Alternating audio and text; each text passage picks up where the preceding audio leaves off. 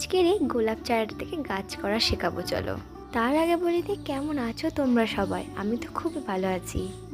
আচ্ছা, তোমাদের ওখানে কি বৃষ্টি হচ্ছে? আমাদের এখানে তো প্রচুর বৃষ্টি হচ্ছে।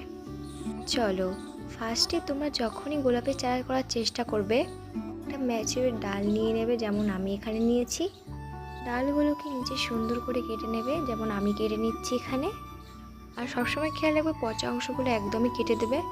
তো এখানে আমি সাব ফাঙ্গিসাইড দিয়ে দিচ্ছি। আমি কিন্তু সাব ফাঙ্গিসাইড হিসাবে হলুদ গুঁড়ো ব্যবহার করছি। আর হ্যাঁ, গোলাপ চারা সবসময় বালিতেই বানাবে, মাটিতে বানাবে না। মাটিতে চারা হবে না তা না, ডালগুলি পচে দেওয়ার চান্স থাকে। তোমরা যদি করতেই চাও, বালি আর মাটি একসাথে মিক্সড করে করবে। খেয়াল রাখবে যেন বালির ভাগটা বেশি থাকে।